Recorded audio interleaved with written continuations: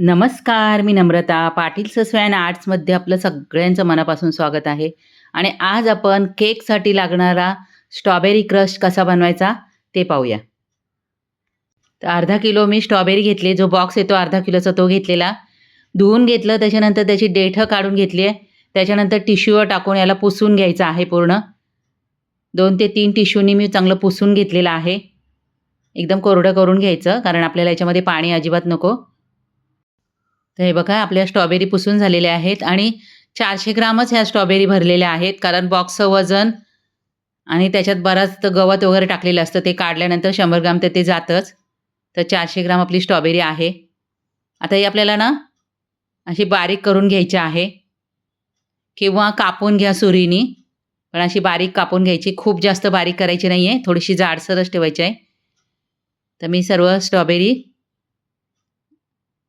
बारीक करून घेतलेले आहे, किंवा मिक्सरच्या भांड्यात टाकलं तर थोडंसं बंद चालू करून फिरवून घ्या.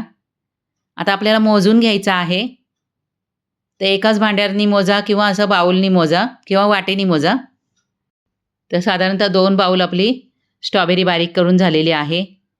तर आता आपण जितकी स्ट्रॉबेरी आहे ना, तेवढीच आपल्याला साखर घ्यायची आहे, म्हणून मोजून घ्यायचं नेहमी. हे बघा, पहिलं भरून घेतलेलं आहे, दुसरं थोडंसं कमी भरायचं आहे. आता हे चांगलं मिक्स करायचं आहे आणि गॅसवर शिजायला ठेवायचं आहे.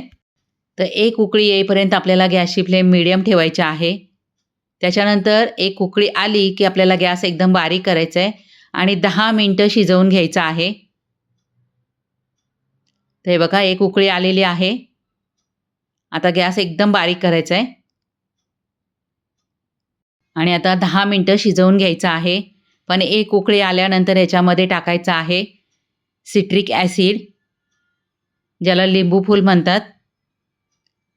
तर मी बाटलीत भरून ठेवलेलं, आणि फक्त पाव चमचा टाकायचा आहे, कारण आता आपण साखर टाकल्यामुळे याची टेस्ट एकदम गोड होते.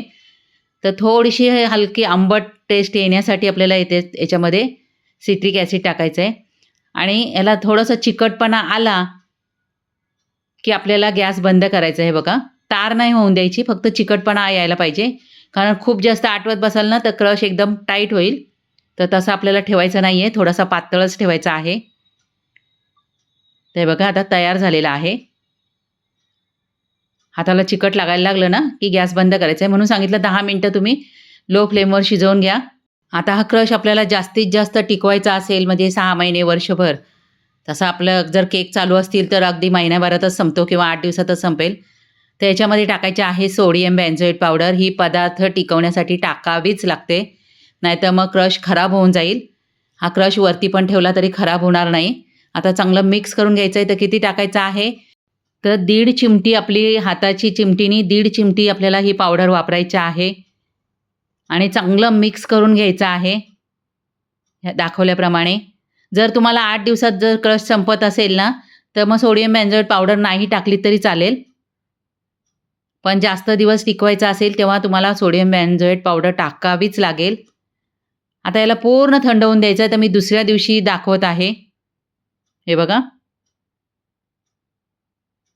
एकदम परफेक्ट झालेला. आपण याच्यात इसेन्स वापरलेला नाही, कोणताही कलर वापरलेला नाही, आणि खायला पण टेस्टीच लागणार. तर स्ट्रॉबेरी स्वस्त मिळाल्या ना की असा क्रश तुम्ही बनवून ठेवा. आता मला हा अर्धा किलोचा बॉक्स 100 रुपयाला मिळाला स्ट्रॉबेरीचा. तर याला साखर पण आपल्याला साधारणतः अर्धा किलो लागली. तर आपला सगळा तो खर्च तो जोडून तुम्ही बघा कितीला आपल्याला स्ट्रॉबेरी क्रश पडतो ते. आणि एक 5 ते 6 केकला हा स्ट्रॉबेरी क्रश वापरता येतो. तर केकचं जे बिझनेस करत असतील तर त्यांनी असा घरगुती स्ट्रॉबेरी क्रश करा. कोणतेही इसेन्स, कलर न वापरता नॅचरल वापरा आणि आपल्या मुलांना चांगलं खायला घाला. तुम्ही पण असा स्ट्रॉबेरी क्रश बनवून बघा आणि बनवल्यानंतर मला कमेंट करून सांगा की तुमचा क्रश कसा झाला होता तो. फक्त जास्त शिजवू नका, नाहीतर मग टाईट होईल. आणि व्हिडिओ आवडला तर एक लाईक करा.